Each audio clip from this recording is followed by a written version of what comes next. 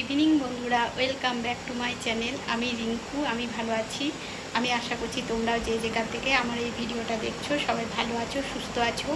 তো বন্ধুরা, আজকে আমি বানাবো খেরোর তরকারি কারি পাতা দিয়ে। এই গরমে খেরো, চালকুমড়ো, লাউ এগুলো খাওয়া খুবই ভালো। ঝিঙে এগুলো দিয়ে জল বেরোয়, ওই জন্য এখন এই গ্রীষ্মকালে এইসব সবজিগুলো রান্না করে খাওয়া খুবই ভালো। পেটের পক্ষে, শরীরের পক্ষে খুবই ভালো। শরীর ঠান্ডা থাকে, পেট পরিষ্কার থাকে। তো তাই তোমাদেরকে আজকে আমি খেরো তরকারি রান্না করে দেখাবো কারি পাতা দিয়ে। তো তোমরা দেখতে থাকো, সঙ্গে থাকো। খেরোটা কিন্তু 12 মাস পাওয়া যায় না, খেরোটা এই গ্রীষ্মকালেই পাওয়া যায়। লাউ, চাল কুমড়ো কিন্তু 12 মাস পাওয়া যায়, কিন্তু খেরোটা এই সময়ই পাওয়া যায়। তো চলো তোমরা দেখতে থাকো, সঙ্গে থাকো। আমি কারি পাতা দিয়ে খেরোর তরকারি কিভাবে রান্না করি, তো চলো। তো বন্ধুরা দেখো, এখন আমি খেরোটাকে কেটে ধুয়ে পরিষ্কার করে একদম রেডি করে নিয়েছি। আর এই খেরোর সঙ্গে দেব আমি আলু, সেটাও কেটে নিয়েছি, আর কিছুটা টমেটো, সেটাও কেটে নিয়েছি। বন্ধুরা, এই খেরোটা তোমাদেরকে আমার আগে দেখানো উচিত ছিল, অনেকে খেরো চেনো না। তো আমি তো কেটে নেওয়ার পর আমার মনে পড়ছে যে খেরোটা একবার গোটা দেখালে ভালো হতো, কিন্তু প্লিজ বন্ধুরা ভুলে গেছি। পরে কোনো দিন একদিন দেখিয়ে দেবো খেরোটা। তো দেখো, কড়াই গরম হয়ে গেছে, কড়াইয়ে সর্ষের তেল দিয়ে দিলাম, আর দিয়ে দিলাম আমি কিছুটা 5 ফোড়ন আর একটা শুকনো লঙ্কা, আর দিয়ে দেবো বন্ধুরা কারি পাতা। এই কারি পাতা দিয়ে খেরোর তরকারি রান্না করলে খুব সুন্দর টেস্ট হয়, স্বাদ হয়। আর এই যে যখন দিয়ে দিলাম না তেলের মধ্যে কারি পাতাটা, বন্ধুরা কি সুন্দর যে গন্ধ উঠছে চারিদিকটা, কি বলবো। এবার আমি দিয়ে দিলাম বাকি আলুগুলো কেটে রাখা। এবার আলুগুলোকে দিয়ে আমি এখন আলুগুলোকে একটু তেলে ভালো করে ভেজে নেব আলুটা।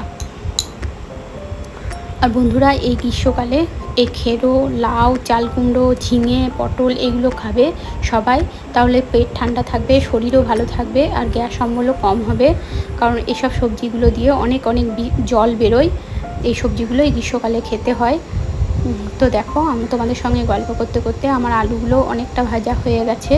এখন আমি দিয়ে দেবো কিছুটা টমেটো, এই একটা ছোট টমেটো দিয়ে দিলাম। এবার আমি একটু ভালো করে ভেজে নেব এগুলো দিয়ে। তারপর আমি দিয়ে দেবো এখানে একটু আদা, পেঁয়াজ, রসুনের পেস্ট।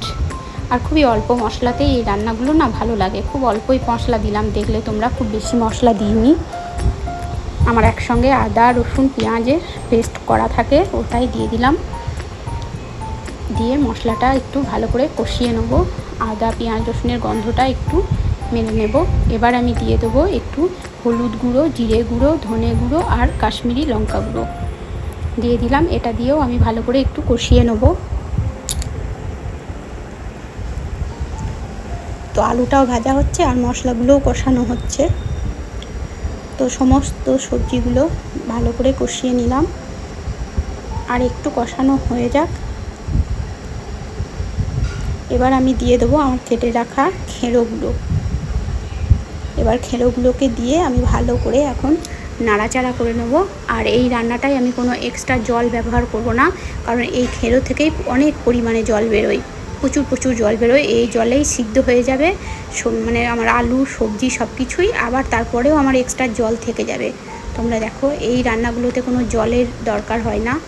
তো এখন খেরোটা দিয়ে খুব সুন্দর করে আমি নেড়ে নিচ্ছি। আর এই খেরো সবজিটা বন্ধুরা এখনই পাওয়া যায় বাজারে, তোমরা এনে এরকম বানিয়ে খাবে বাড়িতে রান্না করে। অন্য সময় কিন্তু এই খেরো সবজিটা পাওয়া যায় না, এই গ্রীষ্মকালেই পাওয়া যায়। তো দেখো, আমি খুব সুন্দর করে এখন নেড়ে চেড়ে নিচ্ছি, খুব একটা ভাজার প্রয়োজন নেই। এই দেখো, লবণ দিয়ে দিলাম এবার পরিমাণ মতো। লবণ দিলে এবার খেরো থেকে জল বেরোতে শুরু করবে। আমি একটা ঢাকা দিয়ে দেবো এবার। তো আর একটু নেড়ে চেড়ে নিলাম। নেড়ে নিয়ে এবার আমি একটা ঢাকা দিয়ে দেব।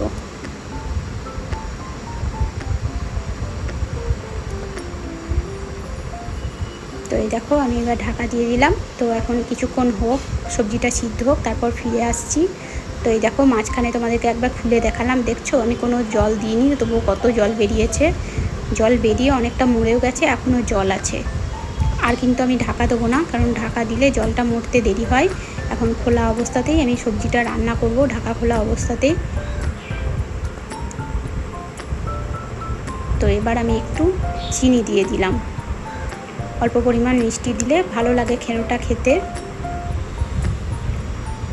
কারণ মিষ্টির স্বাদটা ব্যালেন্সটা ঠিক থাকে। আর আমি এখানে একটু দিয়ে দেবো আটা।